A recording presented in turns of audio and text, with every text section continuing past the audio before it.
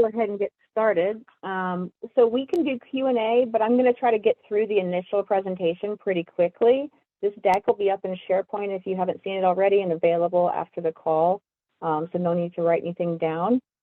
There is a link here to be able to go see the schedule and look at future webinars and meetups that are coming up, not just on this PM, but on a lot of other topics.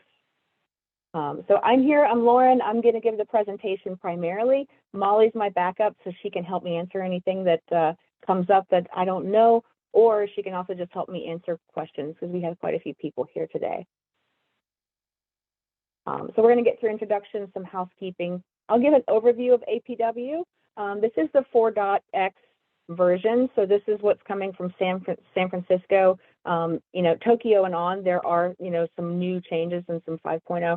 I know a lot of people haven't implemented that new functionality, and this basic functionality does apply in many ways across the board too.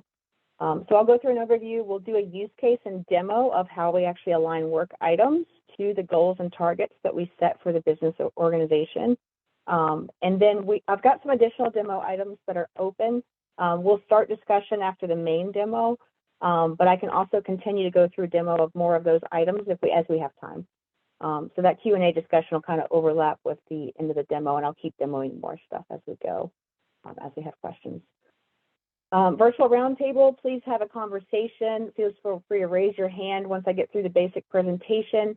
If you want to ask a question, please make sure you put it in the Q&A. We aren't going to be monitoring the chat for questions, and they come in both streams. It's just kind of hard for us to prioritize, you know, put them in the order they came in and stuff. We will record this. It'll be up on the community, so you can refer back to it. And then there will be a survey that comes out on, you know, what the presentation was like, was it helpful, what else could we do differently, and other topics that you might want to see after this. So we're going to start this off with a poll. We want to kind of get an idea of where everybody is on their APW journey. If you're just beginning or haven't implemented, if you're in progress, if you're expanding it to try to get more adoption, usage, functionality, whatever, or if you feel pretty mature and you're just trying to see what else you might find out today, or what's APW, if you somehow stumbled into the wrong meeting. Yeah, I figured some people just kind of come to these, and I think it's really great because you kind of just find a totally new perspective or something in ServiceNow that you can use. There's a lot in there. So APW basically helps you align your product and portfolio managers. So it looks like we have a lot of people that are just beginning and implementing in progress. So that's perfect. Yeah, that's perfect. So a lot of what we're going to cover today is going to be slightly ahead of the curve. Like it's going to be a little bit more refined how you actually align the work items to your goals and targets in the Alignment Planner Workspace. But I'm going to cover a lot of the basic setup stuff too. So you'll probably get some really good information on just the implementation if you're planning it or in progress too. We want to align our work with that business strategy. And a lot of times, okay, the poll keeps popping up and blocking me. There we go. So we want to align our work with our business strategy, but we want to allow people to be able to work on their discrete work tasks on a day-to-day basis in a way that they can see what's prioritized for them, and they don't really have to go, you know, to that executive level to try to understand. They can just have that visual available, while we also want to see the progress on our work and whether it's aligning to those strategies. And Alignment Planner Workspace gives us great insight into our whole portfolio or business unit or whatever we're actually going to look at as far as our organizational unit, and the specific work that's upcoming, that's in progress, and how it's proceeding. So this is just kind of a screenshot of it, but we're going to have a goals framework. So those targets that are set against those goals are going to be specific measures that we can use to check in and see how we're going towards those goals and track that as well, and see how the progress we make on our actual work supports the actual goals that we're trying to track. And that gives us really clear insight into how to prioritize work across projects, demands, epics. I'm going to use a hybrid model today that shows how to work with project tasks and epics side by side. So, you know, if you're just working in a waterfall or agile environment, it would be a little bit more simple use case. We're going to also look at how to create dependencies and be able to see how epics, projects, demands, and stuff like that relate dependency-wise, which isn't something that I've seen really common in the industry yet, and I think that's really going to be a huge benefit. So there are the roles that link does take you to the specific roles, but I gave like a basic general view here. So the strategic and executive, they're going to set up those goals for the organization. They might not even create the targets or how those are going to be tracked. That might be up to the portfolio and product managers to do for their own areas. That would depend on how the organization is structured, but that portfolio and product manager is then going to manage those targets against the actual work within their portfolio, and make sure that that work is getting done to accomplish those goals. While the portfolio user is basically able to go in and look at that information, and that could be, anyone across the organization to be able to see how the organization is aligning with its initiatives. And then the demand and project manager is going to basically break those initiatives into smaller work items. So when they get kind of that mandate to go through and make the organization provide better customer service, and they have a specific set of targets, and they have these projects with these targets, they're going to help make that work aligned to that. And then an APW admin is going to do a lot of the things I do today and help set up the actual tool. So a portfolio, I'm just going to go over some basic terms really quick. Collection of projects, right? And those kind of projects kind of fit together for some reason or another. Either they're a departmental fit together or they fit together for a specific strategic or operational objective. A hybrid hierarchy, like I'm talking about, is where you're mixing agile and waterfall projects. So you can have demands, projects, epics, stories, all kind of connected together. A planning hierarchy is how we're going to structure the organizational levels and the items that are going to be planned based on that. So at the portfolio level, we're going to have the specific projects that are in that portfolio and epics. At the enterprise level, we're going to have the specific initiatives that we're going to be trying to accomplish with those portfolios. APW Workspace is a graphical interface that we can do roadmap planning and a lot more with to basically track traditional and agile work against our business initiatives. Oops, 2 slides. Your planning organization, I'm going to show you this, has different levels. So we're going to define a planning hierarchy, and that's like I was saying, there's an enterprise, and then maybe you have the specific portfolios within that enterprise, and then below that, you're going to have the specific Scrum teams or project teams that are going to be carrying out the work in those projects. So they're organizational units, and those are aligned with the type of work that they're being tracked at that level with.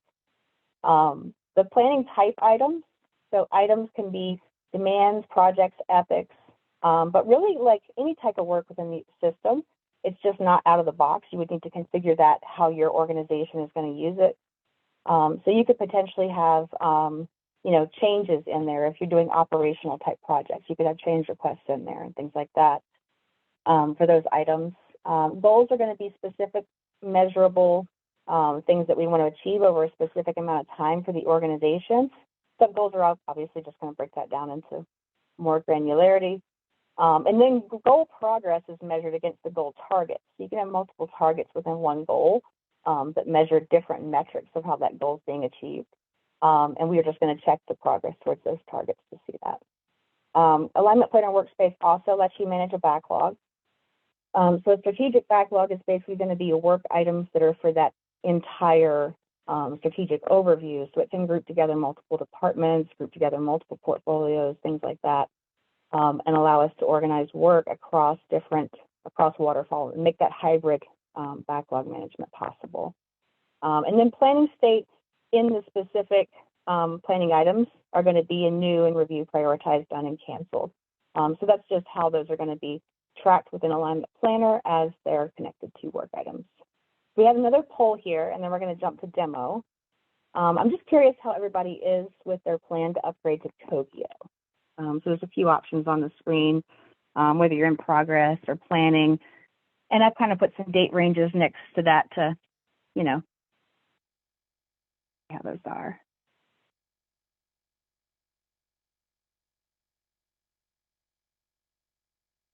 Oh, great.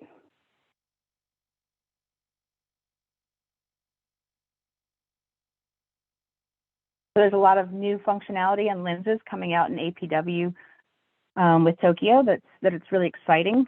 It's going to add on to the stuff we see today, and I'm not going to present some of the new functionality because we're just going to focus on making sure that those work items are aligned to goals specifically. But it looks like Yeah, there's some other scenarios, but it's like a lot of people are already underway or really close to getting started. Thank you.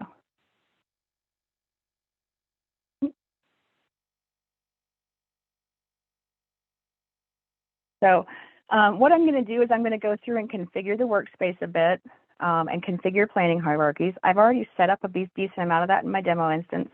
What I want to do is show kind of the nuts and bolts of how that's linked together, and then be able to show how those table structures align so that you can use those to tie the work to those goals.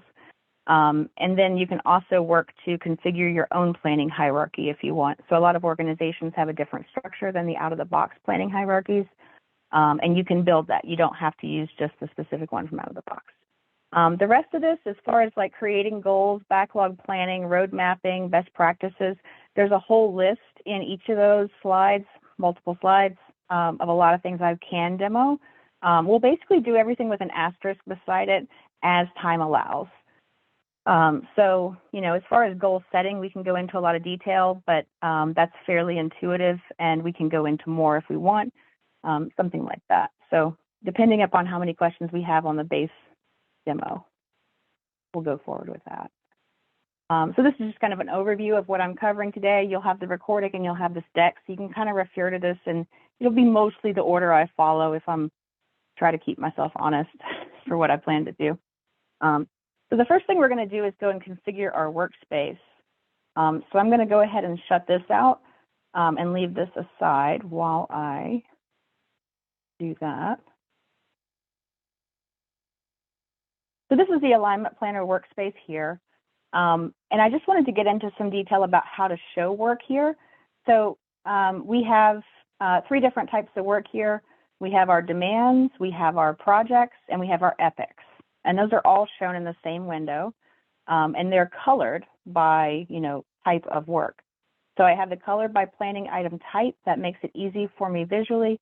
I can also look into a lot of other things I can use. So I can do it by the planning organization, you know, which portfolio it's from, or which, you know, Scrum team it's associated with, or something like that.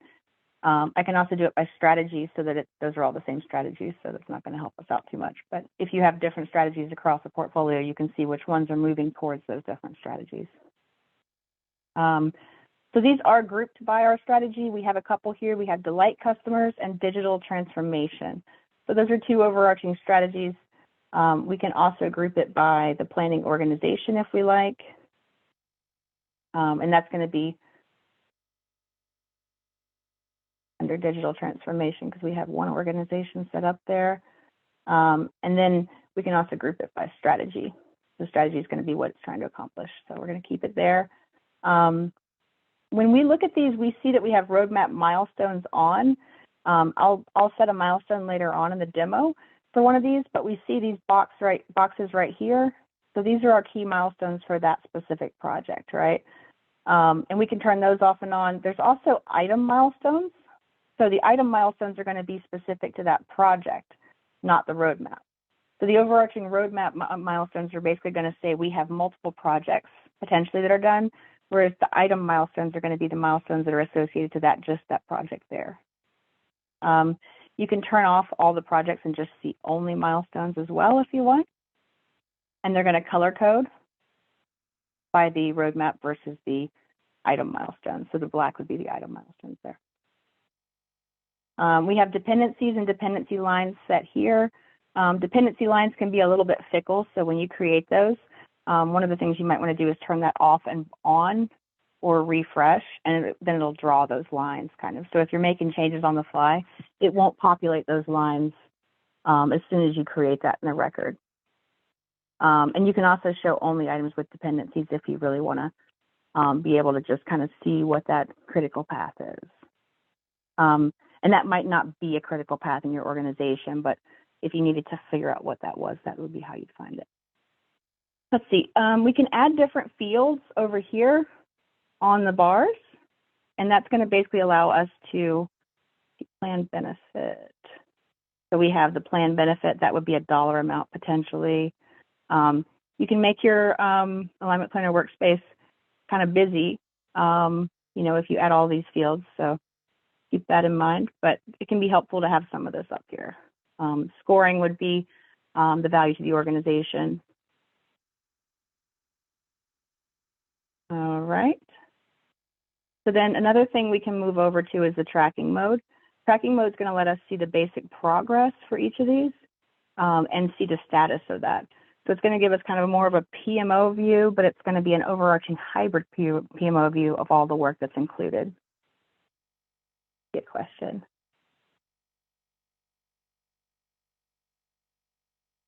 Strategy shouldn't be a custom field. No, that's not a custom field I've installed. I'm curious what version you're on. This is on Tokyo, so if you haven't upgraded to Tokyo, that might be why it's not there. And strategy is really just going to be an overarching strategy that's just aligned with the portfolio. So it's at the portfolio level, and it is a record you can look up in the system separate from Alignment Planner Workspace. So we use Epic as a planning item instead of enhancement because Epics can be composed of multiple stories, and those stories are going to potentially be enhancements, have enhancements alongside them. So when you work at the Epic level, you can have a much more clear visual display. If you wanted to do a story level view, though, when we get into creating this planning hierarchy, you can absolutely make one of these for your Scrum team and have, you know, enhancements and stories and stuff like that broken out. You're just going to have to configure some of that yourself. Yeah, okay, Lee, yeah, that's the Tokyo then. Tokyo. But you will have goals you can look at. We want to go to portfolio, transformation, out of tracking mode. All right.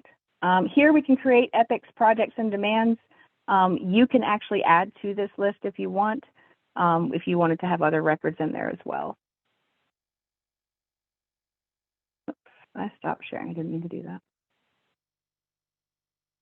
Milestones, dependencies, change grouping. Okay, so we got that out of the way. I want to talk a little bit about this planning hierarchy example. So out of the box, this is a hybrid planning hierarchy that's just set up out of the box. We have our enterprise PMO, which is what we're calling the enterprise. So that's our planning organization, and it has a corresponding planning items are initiatives. So those are the records that are going to tie to that level. And then under that, we're going to have our portfolios that fit within the enterprise. And those portfolios are going to be based on projects and epics. So those are the planning items for that organizational level. So this structure is how you kind of get that background of how your organization is going to be set up. And that's really important as far as aligning to the types of work items you want to see and how you want to manage those in Alignment Planner Workspace. And there's a lot of flexibility here to do this the way your organization needs it. Scrum teams in the execution level are going to align to epics and stories, and then project teams are going to align to projects. But we also obviously have projects, demands, epics already in our Alignment Planner Workspace that I've built us. You could easily add stories there as well if you wanted.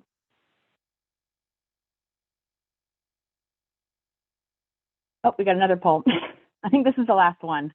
So I'm curious if people are planning on using the out-of-the-box hybrid PPM or SAFe hierarchy or Scrum. Those are all available out of the box and set up. The one I just showed you is the hybrid one, and there's other ones that are a little bit more simplistic. SAFe is basically just adding in the SAFe records. So it's a child hierarchy from hybrid. And then some people are going to be configuring their hierarchies. So based on this answer, I might or might not go into how I'm going to configure my hierarchy. So it looks like we have about a quarter of the people here that are going to be configuring their hierarchy. Awesome. Yeah, I've built a few of these. As far as configuring it goes, it can be a little bit frustrating to kind of put the table structures in views and make sure it shows up on the forms. But it's not hard to actually build out. It just takes some time to kind of move around and see what data you're going to get based on how you line everything. Perfect. Yeah, so it looks like half of us are hybrid. Obviously, the PPM waterfall one's going to be a little bit more simple than that. So we'll probably be overshooting maybe the complexity that the waterfall folks are going to need to look at. And then the configured hierarchies are obviously something I'll definitely cover.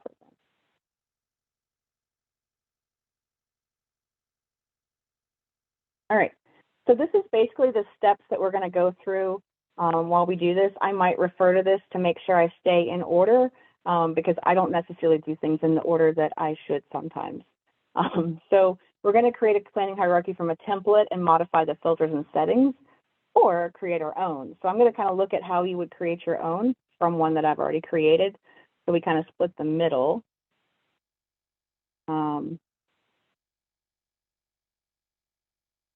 Let me get this here. We're going to go get our organization type.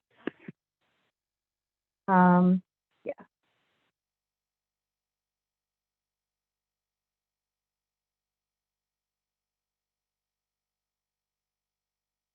So if I come over here and I look at our planning organizations, we'll see a list of organizations and we'll see what planning hierarchy they're aligned with. So we do need to go in here and create another planning organization to mirror the organization that we want to represent in Alignment Planner Workspace. Now, this can be, like your company. It can be one-to-one with a specific business department. You can kind of build these organizational units to match to whatever you want, but they are a separate record in the system. They aren't, your company record in the system, for example. And that basically allows you to build out an organizational structure that isn't the one that's going to live in ServiceNow with you all the time.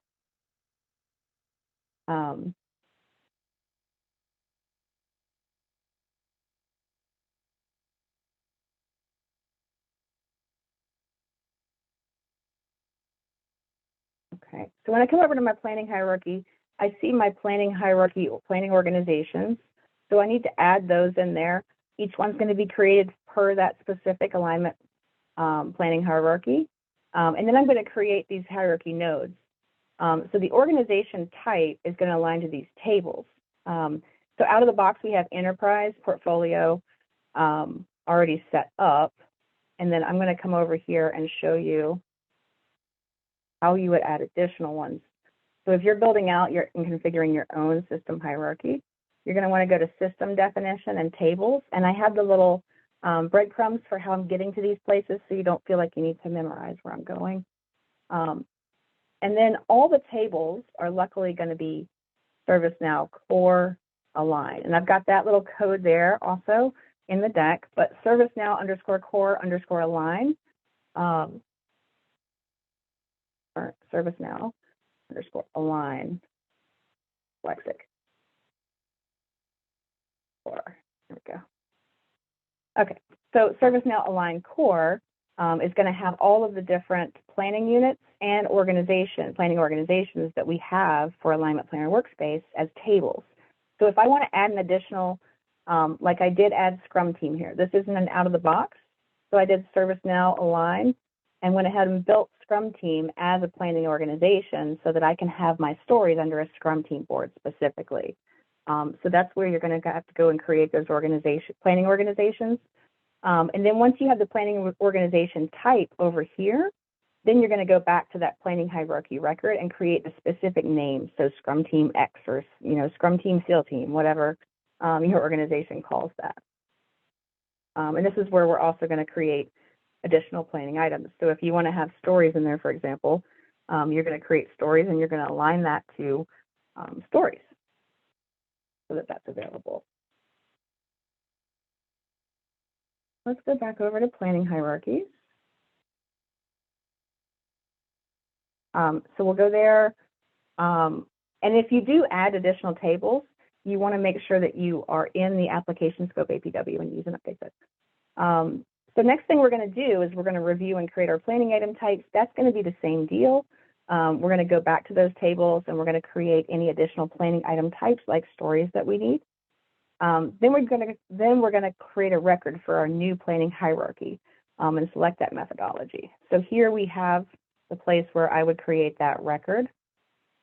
We have a few here. I created my new one that we're going to show, but I am going to walk you through a little bit about what we're doing here. So these are the templates that we could use if I want to create my own.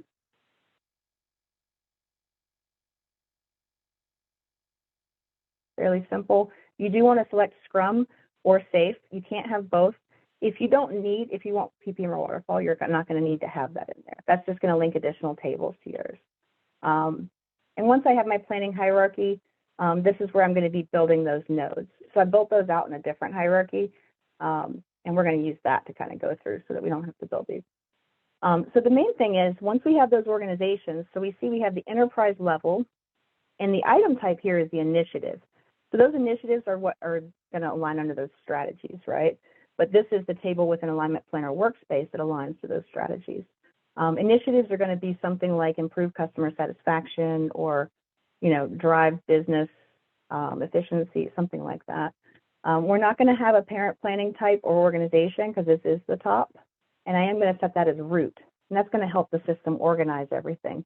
You can have more than one root, but I would recommend going into the documentation because it has some specific rules about how you do that to make sure that it's still going to display your data in a nice way that's easy to use. And then from there, we see we have an order 1, 2, 3, 4. So enterprise contains portfolio as the next organizational type. That's the parent. And then we see demands pop up. We have another one here with portfolio and projects. So that the portfolios that are linked to this specific Alignment Planner Workspace are going to demonstrate all the projects and demands within the filters we use to show that. And then we have portfolio that aligns with Epic. So that's how we're going to have our products, our agile projects, our waterfall projects, and everything in between show up from one portfolio in the workspace. All right. Back and make sure I'm on track. We've got our record created. We've picked our methodology. We've created our planning hierarchy nodes. Just to show you a little bit about what one of these is going to look like if I create it. I need to go into the scope.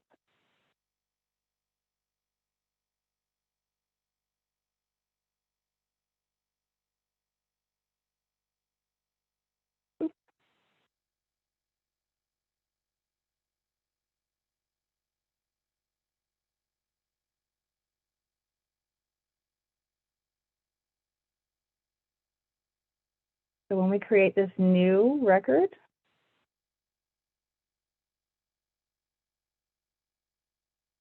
it's just going to have, what is the planning item type that we're focused on?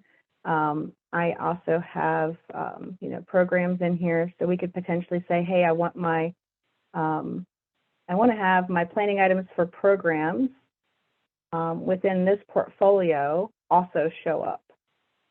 And this already exists here. But you can have programs alongside projects potentially too. The parent planning item type would, not be, would be the, the initiative. So it's going to align with the organizational enterprise level. And we want to have all those programs and epics still aligned to the initiative all the way down to the bottom, because that's going to help us organize our work to the actual goals and targets that we're going to see later. You can use different planning item types if you need, like if you want to be able to see a project and then see the specific tasks for that project kind of show up underneath that project on Alignment Planner Workspace, and you're not as concerned with aligning work to business strategy, you could configure this different ways. And I've seen a few use cases where that was relevant, but the majority of the time that initiative is going to give you the most bang for your buck. I'm not going to submit that because it's already one that exists in there and it's going to not let me. All right, so those are the nodes, and those are basically aligning how our structure for our planning hierarchy is going to be set up. We have our organizations. I want to get down to the next one. So then we want to create our alignment integration record. So this is how I'm going to make sure that my actual work is tied to into Alignment Planner Workspace. So I'm going to create an internal integration that's going to say, okay, between PPM, Agile, or Safe, which records do I want to create those table maps, and bring those records into the system. And that's how I get into having all this lovely data that I have over here in my Alignment Planner Workspace.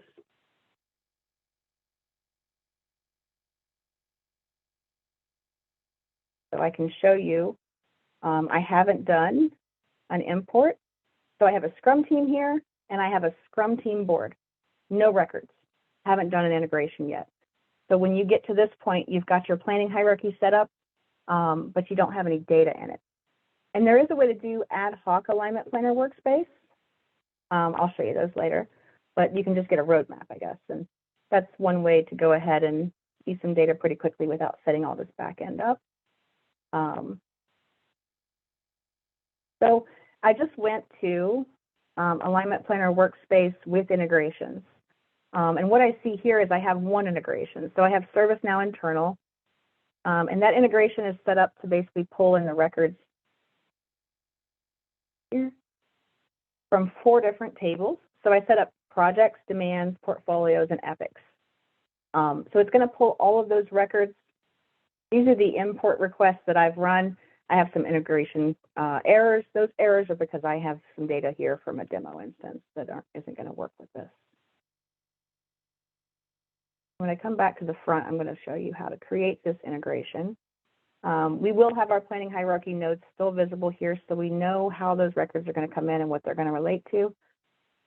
If I had an additional integration I wanted to create,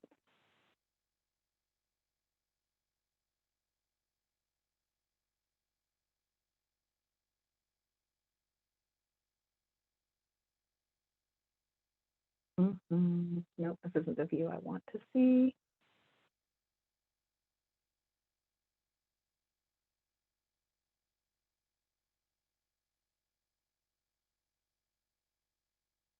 There we go.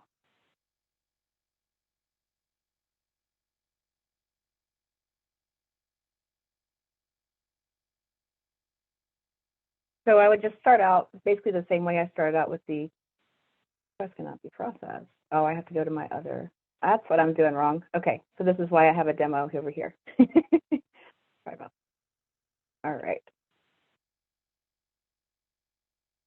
So I just started creating this new one here in my instance. And we can see that I went ahead and set up the RM epic. So basically what you do is just select that execution table and then select the alignment table. And that's where it's going to come into our instance specifically. And get in the right one. It's going to let me create one of these, I promise.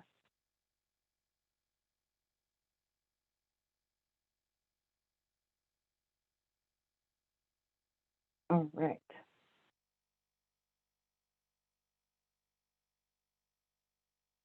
Why is it not letting? Oh, I need the record.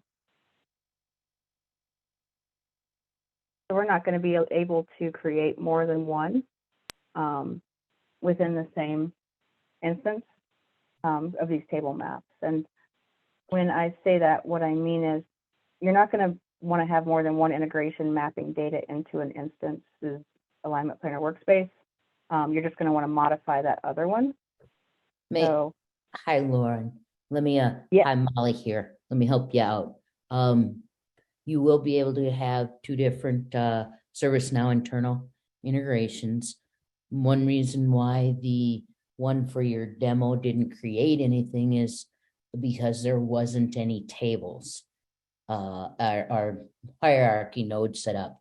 You need to have the hierarchy node set up on your. You are correct, and I just am jumping around and yeah, exactly, right. Jumpy, and I forgot about that stuff. So yeah, if you set up planning hierarchy nodes, then well, I did it on the other one, and then I jumped to this one, so that absolutely. Correct. And then once you set up your structure of your hierarchies, you can then set up the ServiceNow internal integrations. What needs to be different is there needs to be a different filter on the different hierarchy nodes. Okay. So if you're putting in specific records or dates or information, that's in 4, that's how we had to differentiate it. Yeah, and I'm noticing that my example demo actually isn't letting me create any more nodes in it. So I'm not sure what's going on with that. But yeah, if you see, there's not an option to put new ones here. But basically what Molly's saying is because I don't have a planning hierarchy node, I'm not allowed to put an additional integration in it. But if we look over here at the one I built already, we can see that those hierarchy nodes are here, and then we have this integration. Mm-hmm. Yeah, so see, I can't add any additional tables to this integration right here, Molly. That's what I'm pointing to. Is that because think it's it's my global application. and it was created somewhere else? I don't know. Yeah, because I'm in global. Okay. I just did this like this morning too.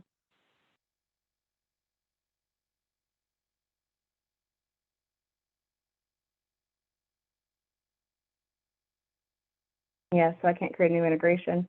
I can create new table maps though, so I'll just work from there. And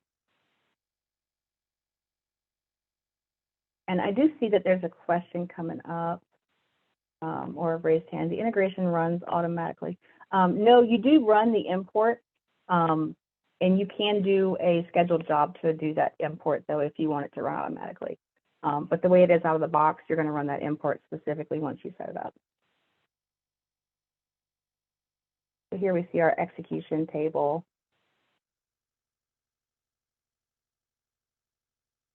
And I want stories, but it's not filtering for me.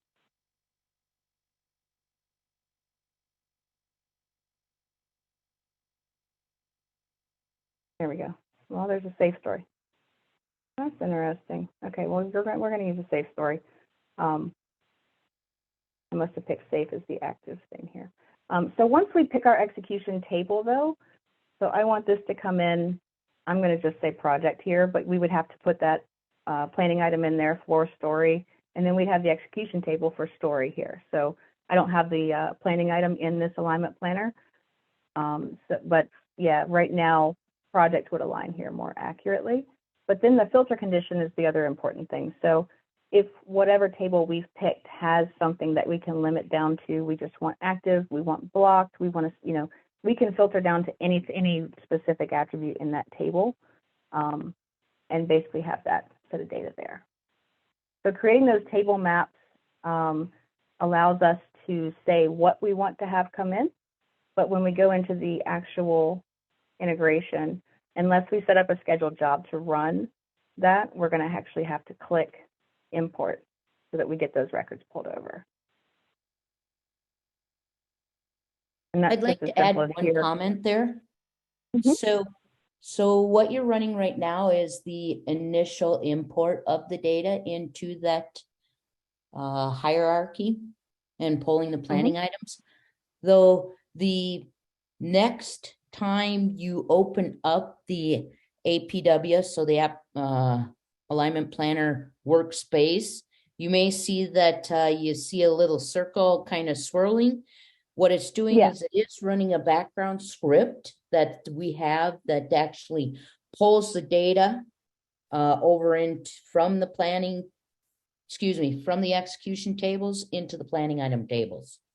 So there already is a quote job running for you.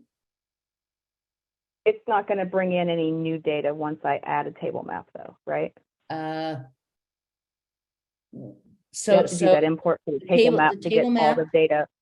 Yeah, so the table map happens once. If you update fields on say the project execution table to the alignment table, once you do that, it will pick them up in the next sync. Yeah, so newly updated records, every time it syncs, it'll pick up, but anything that's historical or hasn't been updated yet wouldn't be visible for until it was either updated or added via like direct import like this. Yeah. Correct. Do you have to have an initial import? Yeah. Or what you have to have is the ServiceNow internal map set up, right? And in order for it to know what it needs to import. So I've got a couple of questions here. How do we create new alignment tables? And what I'm going to show you real quick is that SN Align Core project. So if I just come over here to tables, so system definition, we're actually going to create new tables in the system definition to do that. Why am I not seeing it? There it is. And then basically that SN core align is what we want to type here. I think it's align core. I keep doing it backwards. So these are all of our alignment tables here. The ServiceNow align core, that's the same thing as alignment tables. And we have items and organizations. So if we want to bring in stories, we're going to create a table. I'm going to call it, we're going to name it stories, right? Then we're going to go ahead and pick up and extend.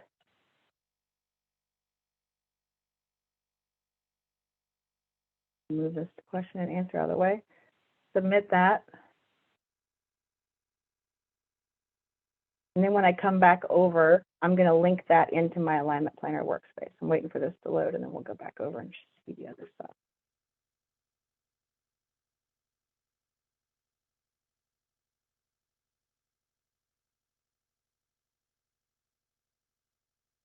And yeah, by execution table, you mean programs. I would make there is an alignment table already. So I would just use the programs table and add that too.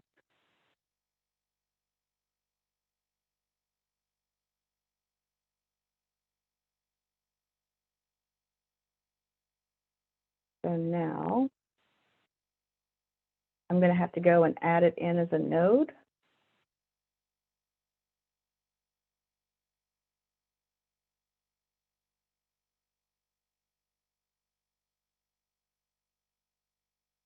Oh, I have actually, so there's a couple of other instructions here that we have to kind of go around. So once I create that table, go here, forward. So I'm going to back up a little bit. I covered some of this maybe a little too quickly. So when we create that planning organization type or planning item type, these new tables that we're creating, the ServiceNow Align Core, those are the alignment tables that we use later to do that import. And when we create that, we do need to go back and create form views and workspace view rules. So I just created that table and we don't see it showing up. So I'm going to have to go look for APW preview, APW default, and APW new under system definition tables. And I got a list out here because I'm not going to show you everything because we're, you know, that takes a lot of time. And I want to try to get you guys like understanding what's in the presentation here, but I will.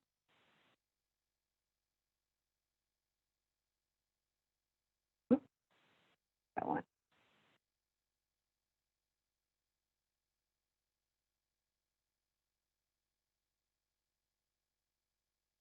I'm going to pull this out of the way. And our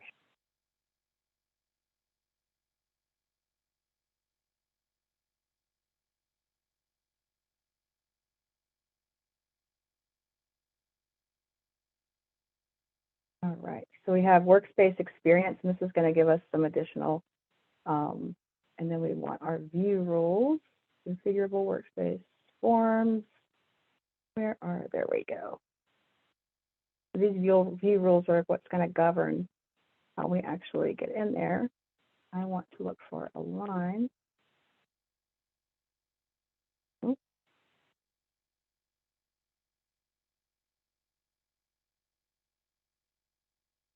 Don't want agent workspace.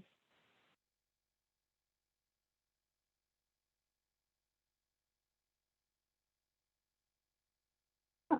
Well, we're just going to create a new one. I don't see any view rules in here currently.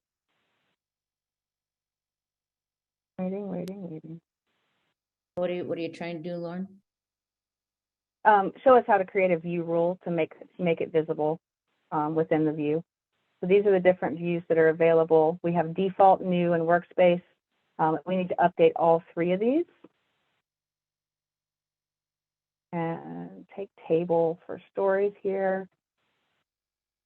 Well, you might want to, well, table this and move to the other, and we can see this at the end if you'd like also, but. Yeah, I mean, this is part of the main setup. So if we want to Okay. actually get our work items in there, we would want to cover this. So you want an default, APW view is what you want to see? Mhm. Yeah, if you Oh, actually we need to go do that. to that planning item table, Yeah, it's not. Mm. My instance is just hung for a second.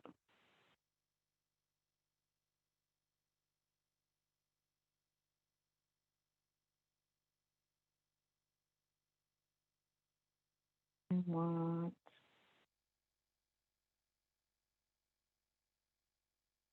and default. We don't want agent workspace. Didn't we have Alignment Planner Workspace showing up here?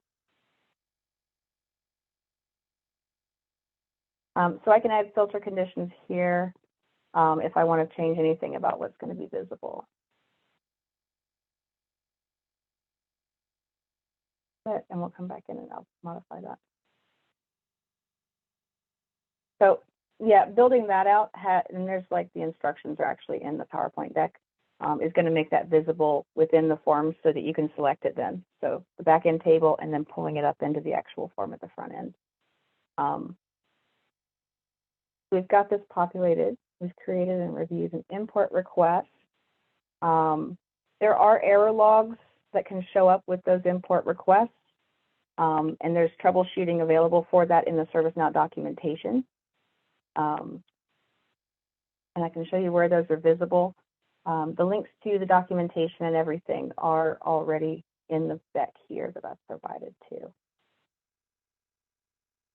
When we go through our integration and look at what our imports are, we'll see like there's 84 integration errors here. And here we have an operation against ServiceNow milestone was aborted by a business rule. So some of these are going to be good because they're actually restricting planning items to make sure that you're not getting planning items you don't want within the system. And you just want to review. And if you're getting stuff filtered out that you don't want to have in there, then there is specific instructions in the documentation on how to change that.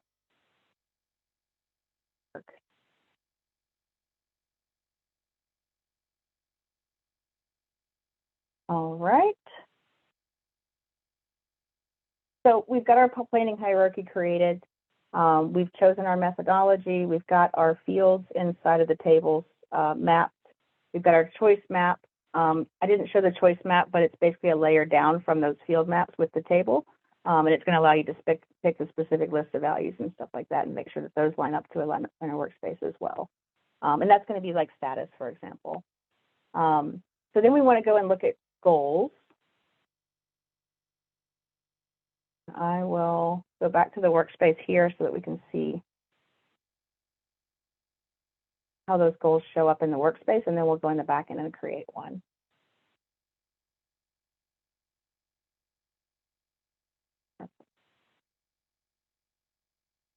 All right, so here we have goals for Acme Inc., which is the overarching enterprise. Inspire customers, happy employees, leader in our industry. You can create sub-goals underneath that. And what these look like, and I see a lot of people use attachments to actually give more detail about these goals. If there's like a strategic charter or anything like that, or like an overarching initiative that's been published. So we're going to set that goal up, and then underneath that we have our target. So I have customer feedback survey rating in here as a draft. We do have a goals, like there's a basic workflow to some extent of creating those targets, and sometimes people basically set that up so that the portfolio manager or the project manager is drafting those targets and then sending those to the person that set that goal so that they feel like those metrics are actually going to apply and be most effective to measure that. So we have a 0 to 5 target value. Our measure is a number, and we can maximize that. So across our projects, we're going to want to track that and see what our score is. And then beneath that, I have a couple of sub-goals that say improve employee satisfaction, and that's going to basically just break out the surveys that were sent to employees specifically. And this one just got pushed in here because I was searching for the employee one I created. And then when we align work to this, basically what that's going to do is that work specifically is going to be tracked against that target. So whichever tables we've aligned to our Alignment Planner Workspace, that's what's going to be available here, assuming that we've done our default view and everything like that set up. So I'm going to go ahead and say demand here. And then I'm going to link it to specific demands that are available within my filters. So these are demands that have been brought in via that integration and are now accessible as planning items to be tied to this goal. So I'm just going to pick something here and go ahead and save that. And you can add multiples here. You can add as many alignments as you want. Waiting for my instance.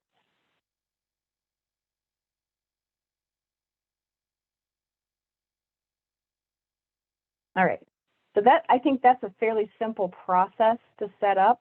When we go ahead and create these goals were already existing, and then I went down here and built out the targets. So those specific targets are now going to be based against the aligned work. So those overarching goals here are then going to have like a 13% progress, and you can see any sub goals.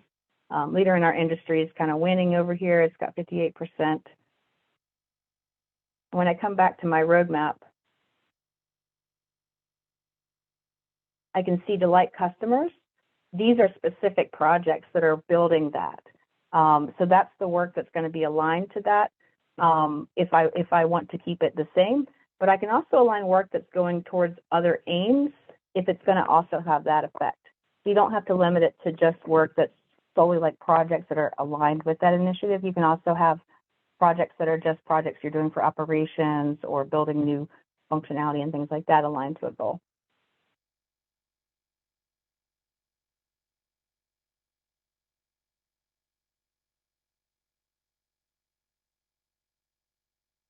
Let's see, what's my next objective here? Oh, and you can migrate goals. There is a scheduled job to migrate goals that are existing already into Alignment Planner Workspace. And it's it's literally already there. You just follow the instructions and go over to system definition, look at scheduled jobs, and search for migrating goal strategy and related work item data. So if you already have been tracking any goals, targets, things like that within your systems and organizations, whatever the filter is that you've applied with your Alignment Planner Workspace, we'll make sure that all those are brought in via this scheduled job if you create a new Alignment Planner Workspace. And then, there's some details about how to go ahead and get that going. All right. So I'm going to say it's open forum now. If we want to have some discussion and raise hands at this point, I'm fine with that. We can continue, and I can be demoing kind of through this workflow. I'm going to kind of go through backlog planning and road mapping next. But if you have specific questions about how to align work with that, do let me know. Hello. Hello?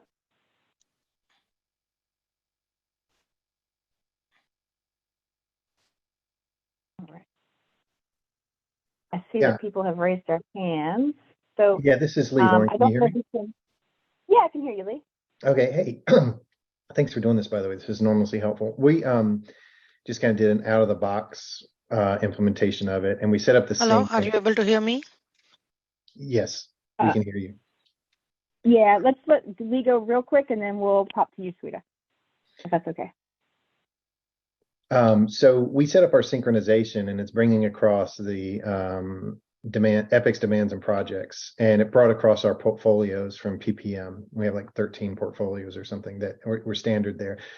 We want to be able to view our Epic's projects and demands by organization hierarchy. Like, let's say our security group is the CISO, and then within that they have let's say a planning department and security engineering group. But we don't want to mess with the portfolios. So how do you, I think I'd read something about lenses. Is it possible to set up a way of looking at your projects, epics and demands by organization without messing up the portfolios that came across via the synchronization? Yes, and there's a couple of ways to do that. So you don't have Tokyo installed yet. Correct. Without lenses, what you can do to that effect, is it aligned with your internal departments or business units? Yes, it would be aligned to business. We could do departments or business units, either one, I suppose. Yeah, so business units and departments are already tables that are here in the system. It wouldn't require a whole ton of work to be able to make those available. So if I look at nodes, I need to be able, but when I kind of go in here to the nodes, come on, let me edit. If I come into planning organization type, we already do have departments and business units there. So we would just have to make sure that we figured out how to, like, how would you select those business units, right? So if it's like a clear, like, hey, we have these 15 business units and we want to see our organizations aligned by that, we would add those in as a node and have business unit coming in here potentially under enterprise or something like that, and aligning that business unit to like demands or projects or whatever. And then instead of portfolios, basically, you can have portfolios and business units side by side in here. And that's what I'd recommend until you get to Tokyo. Lenses will do this in a hyper awesome ways, but there's a way to get that now. Okay, so once great. you have that there, then your planning organization type is just going to be available here on the left side. Like I built a Scrum team, you know, one over here. But then you would have your business unit, and you would be able to kind of select business unit and go by business unit. Now, the only issue with that is you're looking at it per business unit. So if you want to group those together, you'll probably have to wait a bit till you get to lenses. Okay, thank you. Yeah, hopefully that's enough to get you going. Yeah, that bird dogs upload. me in the right direction. Thank you. Yep. Yeah, and lenses is great. It's like another layer of control on this where you can kind of add a whole nother layer. So we have, do you recommend having, oh, and Sweeto, you were going to talk to, how are the goals tied to strategies? Yeah, so we have an enterprise strategies, and so I would like to understand how these goals are tied to the strategy so we can use this for our prioritization. Gotcha. So you have enterprise strategies already set up in your system? Yeah, and then we have a business unit strategies too. You have business unit strategies also. So I can answer this if you'd like, Lauren. Yeah, that'd be great, because I haven't actually tied it to a business unit strategy. I know enterprise rolls up, but the goals here are what we're going to import with that scheduled job. And then the strategies would be aligned by the project that they're in on the left side. So there's already, go ahead, Molly. Yeah, no. So because that is the legacy framework for enterprise strategy, business strategy, and goals, what we have is, just as Lauren said, an import job that moves those. The goals moves from the goals into the goals framework goals table, and the enterprise strategy and the business strategies port over into the goals strategy. Okay, so that's the priorities, and that's how they are aligned. So moving forward, you'll want to use the goals framework after you run the import, or not import, the migration. So even though if we have a business unit strategies and enterprise strategy in the system to use in an alignment planner, we need to migrate them to the planner? You do. Okay. Yeah. So we can't use those fields directly there, right? Correct. Yeah.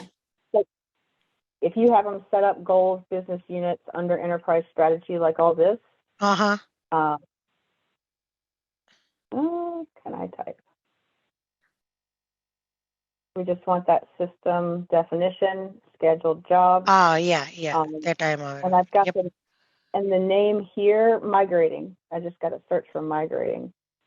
And this is how I got mine all pulled over in this instance too, to my new one. Yeah, so this one. And you know, like, this is just what you're going to execute now, and that's going to pull those and migrate those into the new framework. Okay. Got it. Thank you. What else? Do we recommend having goals for each planning item you create? So it depends on how much you want your work in your organization to be aligned to a strategy. So if you want people to be able to prioritize all of their work based on those enterprise initiatives, I don't know if you saw, but there is a way to prioritize your strategies, and you can make one over the other. And I've seen people do some pretty excellent, where am I going? Strategy. I've seen people do some pretty excellent stuff with configuring the capacity to look at the different strategies and make those that prioritization of those strategies make the work actually align. So as long as you don't have competing priorities across all of these, and then that prioritization is going to help people align their work. So that's the only benefit to having every planning item aligned with, a specific strategy and goal. But you can also set goals that track targets that are not, that are just goals to like make sure that there's no work that's not getting done, make sure we're not leaving stuff sitting out there because it's not prioritized. Like you can have a lot of targets like that, and you can actually filter your records to show you which ones are working like that. So what was I going to show? A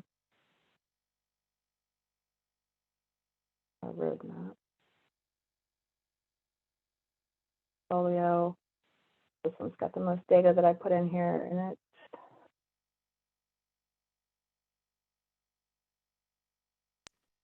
And I go to my backlog if I want to see, sometimes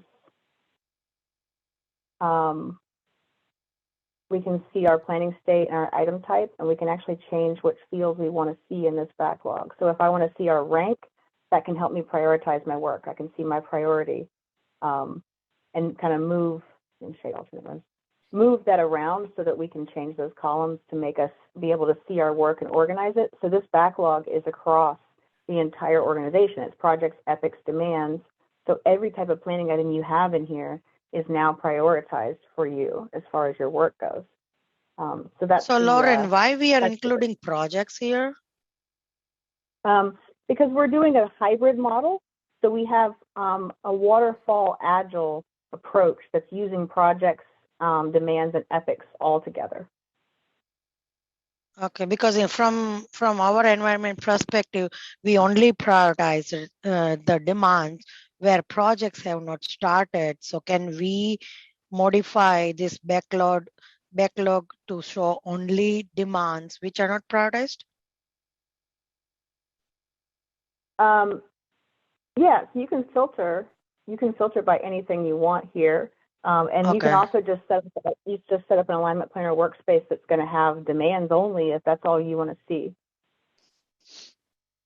You can group by planning item too if you want, and then you're just going to see demands up here, and then epics and projects are kind of broken out as separate. There's a few different ways to just look at the demands by themselves. Hi, Lauren. This is Jennifer. Mm-hmm. Hey, so we just recently also, so we have Tokyo, and we recently just implementing the most recent APW patch. I think that's 5.x. Yeah. We also have goals and strategies set up legacy, right? So if we want to use this new APW patch, I guess is what I call it, do we just run the migration? Do we need to set something up? Will the migration script just port over the strategies and goals so that it's usable with the organization lens? Or do we need to set up and configure stuff before we run the migration script? So the migration script is going to bring all your goals, strategies and goals over into Alignment Planner Workspace for the Alignment Planner Workspace that you have set up. So say I have like a agile Alignment Planner Workspace set up. I'm not going to see goals and strategies that are for projects unless I'm using a hybrid space, but those will still be ported over into the new tables. So then later, if I build an Alignment Planner Workspace for my agile projects, those goals and strategies will show up there if there's linked to them. Does that make sense? Yeah, so we're not using the agile workspace yet. We're using more like the PPM, right? So if we set up the alignment planner to just the, I guess, portfolio, and then set up the organizational lens, so we have, and then align that, I guess, we do have strategies and goals set up, then Yeah. That should work, right? Yep. Yeah. We're only going to see goals here that are aligned to this portfolio. So I'm in the digital transformation goals portfolio. That's how I built my planning hierarchy. So since my planning hierarchy is limited to a certain set of portfolios, not my whole organizations, I'm only going to see goals here that are related to those that the planning hierarchy, like what tables are included in that. Okay. But they're all converted when you run that. So you don't have to like run it again if you were to make another Alignment Planner Workspace and have a different planning hierarchy present in that Alignment Planner Workspace. Okay. Okay. Thank you. Yeah, no worries. Let's see what other good stuff I've got here. So backlog planning, did we get how to prioritize work like that? So in the backlog, to be able to go over and see that priority across our items, we can group and filter for any column that's here. But specifically with demands, I can see these are my 3 highest priority demands, and that really kind of focuses my workload. And then I can go down and drill down and see which goals and strategies those are oriented to, and even get a deeper sense of, what's going to be most valuable for the organization. We do have our, planned benefit and our planned cost over here as well, so we can kind of see how much we're going to get out of that. So right now, these are 0, and I'm going to get pretty good planned benefit out of them. So I think these 2 would probably be my priority, but it's going to be based on your organization's approach. Lauren, So you that's might also prioritizing show that. them the ranking piece there. Oh yeah. That would help with your prioritizing too. Mm-hmm. So this ranking system, there's a column here for ranking.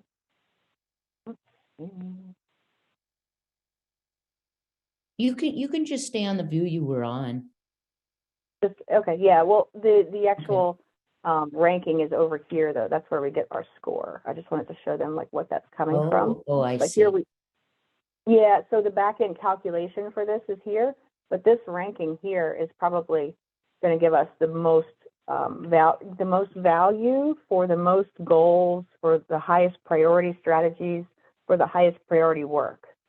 So it's really set up, and it's also based on risk. You can have risk calculations, and you can have a lot more built into it than that too, if you get into that. But we obviously see this one that's going to make us $120,000 for 0 cost, just pops right up to the top here. And also in your planning though, you can drag 22 up to 26 just by dragging it. Mm-hmm. If you have that plugin installed. I don't have that plugin set, but normally I would just click here and move it up. Yeah. Yep. And that would help too for the planning. Drag and drop. Yeah. So then I can basically set that ranking myself specifically. And a lot of people, the way they're using this is they're kind of sitting down and having meetings to prioritize their portfolios. So they can have a meeting, share their screen, and then they can manually move some of those rankings up and down to kind of get the whole thing organized. But yeah, so this is the real meat of how that specific work and this specific story, if this story is under an epic that's number 1, then as an end user, as a person that's just doing development on a story, I already can kind of go in and just not have to think about which work I need to do next. And I think that's one of the things when I'm in the development role that, is difficult, is trying to decide what's the priority when you have a lot of competing demands. Let's see another question. Probably change calendar to start in October. Oh, yeah.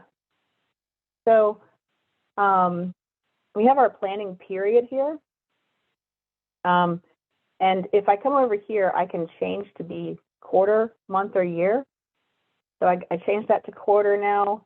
But then my planning period is still going to be set. So I still want to be able to go in and say, okay, well, I want 2019, December 1st until next year. And that's going to, restructure. So we see that just bumped over. So now I'm looking at quarters, and then the date range that I'm seeing those quarters from within is going to be based on that. Did that answer the question? Okay. Okay. I'm going to say I answered it live. Just poke me if there's so quarter 1 month would be October instead of January. Oh, how can you change how your quarters are aligned? I see. Change October to the new fiscal year. So that's not going to be an Alignment Planner Workspace. That's actually going to be in your financials for PPM. Molly, where would I find that? So there's two places. You've got your fiscal period. If you type fiscal period in instead of financials, you have a fiscal period calendar.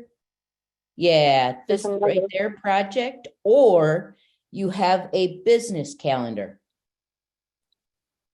Yeah, but the business calendar repeats every year, and this one's specific to each year, right? Depends on how they're looking at it, you bet. If they need October to be the new fiscal year, then this is where they would set it up. You're exactly right. So their FYI at 18, whatever, would be from October to September.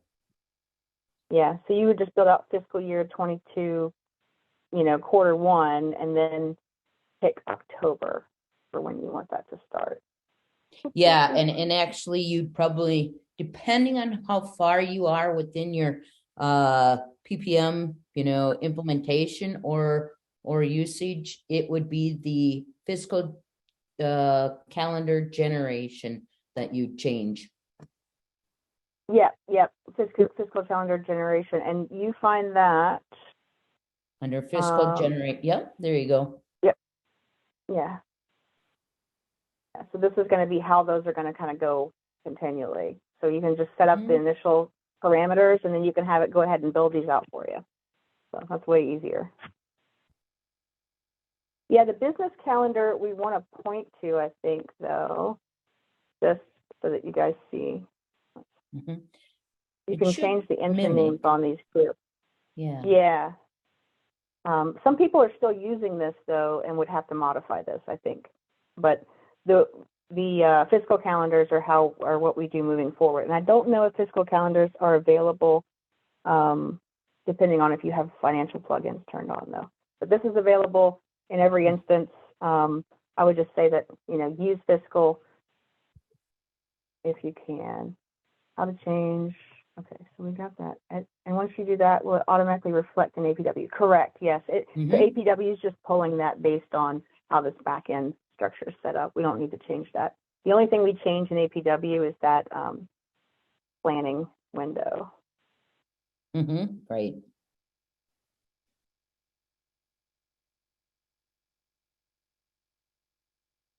Yeah, so this, or planning period. So this planning period is going to be specific to every single APW.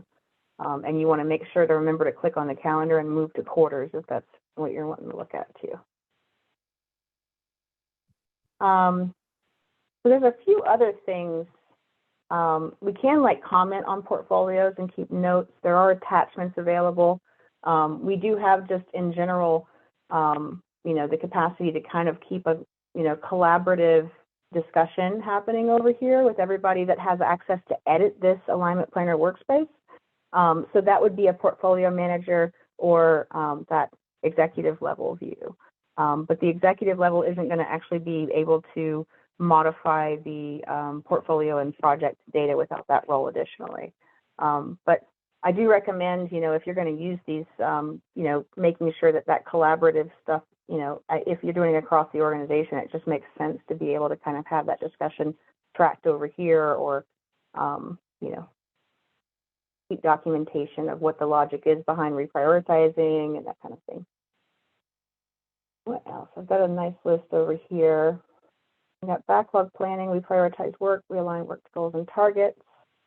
So road mapping. So alignment planner roadmap preferences, we can add additional table preferences there. And we can update the display limit of those roadmap milestones as well. Oh, it just skipped my slide for me. And that's just a couple of handy tips that I think aren't intuitive maybe as far as where to find things. And then I'm going to show you how to configure and share some ad hoc roadmaps as well. We'll kind of jump out of here again. And feel free to keep asking questions too. I love this. I love being able to tell you stuff that you want to hear. So when I jump down to this button here in Alignment Planner Workspace, we see ad hoc roadmaps. And basically, I'm just going to come and say, hey, new roadmap.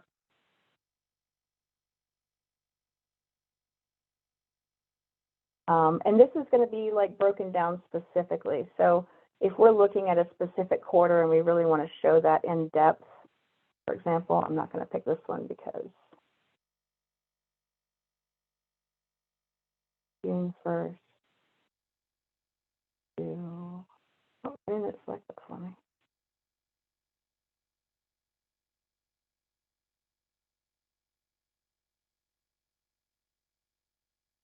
So say I just want this specific period of time. And I want to be able to look at one specific area. So I'm going to drive into, I'm just going to say project. Keep this simple. And I only want to see projects that have an actual benefit greater than 0. And we'll say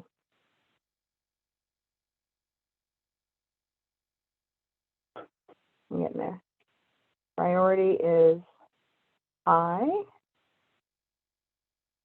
And my goal, so you can really get specific with this and create a roadmap for whatever it is that your focus is. So a lot of people are have cross-functional like focuses in their work. So they're really focused on an initiative or, you know, making sure that there's, you know, the benefit of the whole portfolio is net positive or something like that. So they're going to not really want to see all this data. They're going to want to see stuff that's aligned to that goal, for example, or is high priority, or is going to bring us a certain amount of dollar benefit. Does that work? You see that, Molly? I think it just erased. Oh, no, it says okay. So then we're going to save it. We can add attachments into our roadmap so that when we share it, there is additional data. And that's kind of like reporting on the strategy that you have. Let me go back and edit mine because I did something where it didn't like. Okay, can you show? We're going to take these out. Sorry, I thought we had more questions. So we're going to show this other one I made.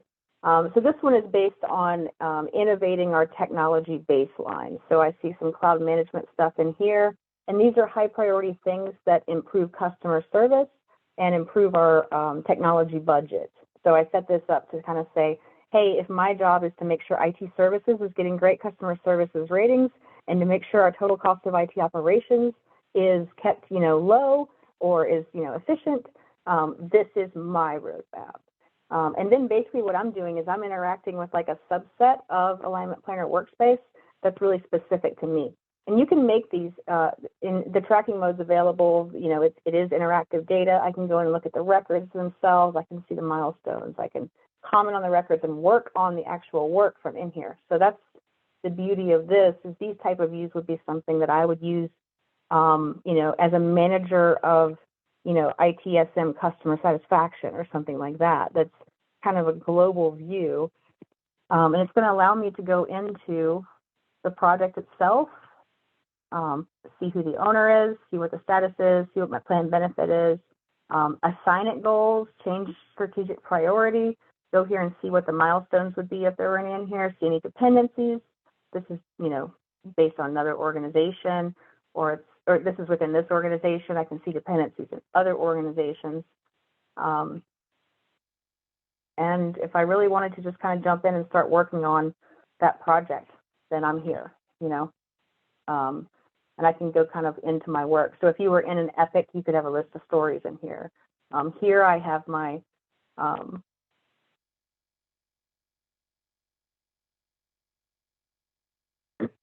my dependency, so I can go ahead and jump over to that and see what the other project is. So I'm linked to HR over here.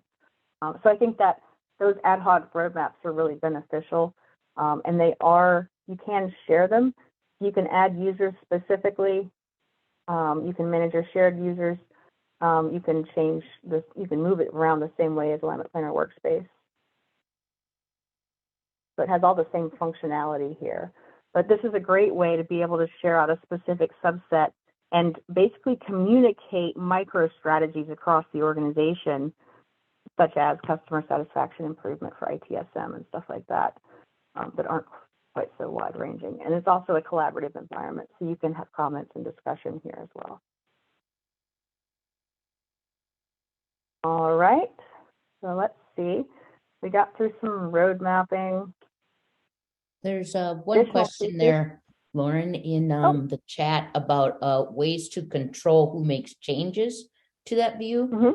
I think you kind of just showed it, but maybe breezed over it when you were doing the share. When you share with users, you manage who can. Mm-hmm. Yeah, let's show that again real quick, and I'll put a few people in here. Yeah, so this is where, so that's a shared user now, and I can just keep adding additional people here as much as I want.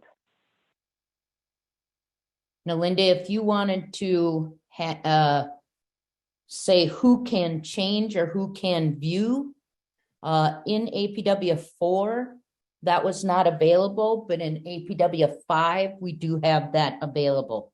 Once you add the individual, you can say what level. Are they able to be an editor, or are they able to be just a viewer? Thanks, Lauren. Yeah, no worries. Yeah, I sometimes go breeze over stuff a little bit. So this is just some additional features that I think are helpful, and I'm open to, I don't know if there's any questions that have come over here, but I'm open to questions right now, but planning unscheduled items in a roadmap. So you're not going to see anything showing up in your Alignment Planner Workspace. What happened here? Did I mess up my date range? I can reload. Yeah, it's just your date range. No, just go back to your view. It's your date range. You went to 19 or something and you got to slide over. Yeah, I was changing it to kind of just demonstrate something, and I messed it up. Yeah, the calendar. I was just hoping I'd reload it. Yeah. Okay, yeah. Well, no, it's from and to. I mean, I don't need it to be all that far back, but it's in 20, yeah. So I bet your data is over. There you be. Yeah. There we go. Just need to make it a little shorter so I can see some stuff. So what was I gonna say? Unscheduled items. That's it. So this view here is going to show everything that shows up for our planning hierarchy as we designed it that doesn't have any dates on it. And basically what that lets you do is come over here and say, okay, Acme customer sales product. Now, if you don't know how important these are, they're in the backlog. They'll still show up in the backlog. But when you want to schedule them, you don't have to kind of go, open the record up and everything. It's going to pop it over into the group that needs to work on it. Because I tried to put it into delight customers instead of, let's try to see if I know which one of these should go where. I need to have some space here. You can also double click on that unscheduled item too.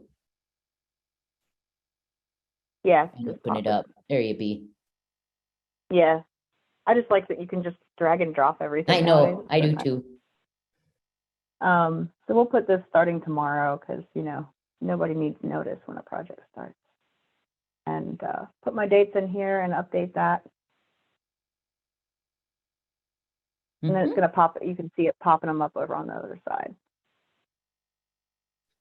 You got about 4 minutes left, Lauren, if you want to go to your next steps. Yeah, so we've got some additional stuff here at the end. Sorry I didn't get to the rest of these. There are some links that show you where to get to these in here. So I want to just make a point that we do have an SPM community. This recording will be posted within 24 to 48 hours up there. You can ask questions and get answers there. This survey will really give us more specific use cases if you have any that we can make sure we include in future meetups. And there is a link to go here. If you go here, you can register for those future meetups. There's APW documentation out there. Obviously, you're going to have this deck available as well. And it's got a whole lot of additional information that I'm going to show you is here, so we don't have time to cover it. So these are really great resources. There is a Alignment Planner Workspace Fundamentals out in Now Learning. If you want to kind of learn those nuts and bolts that we were kind of covering today about those tables and how to structure those and make those fit the Alignment Planner planning hierarchy structures and align those tables and make the views and everything like that. There is an Alignment Planner Workspace landing page that has additional information. The community questions and answers out there. When I first started in ServiceNow, I learned massive amounts from community. And then Now Create's also going to have all kinds of great information.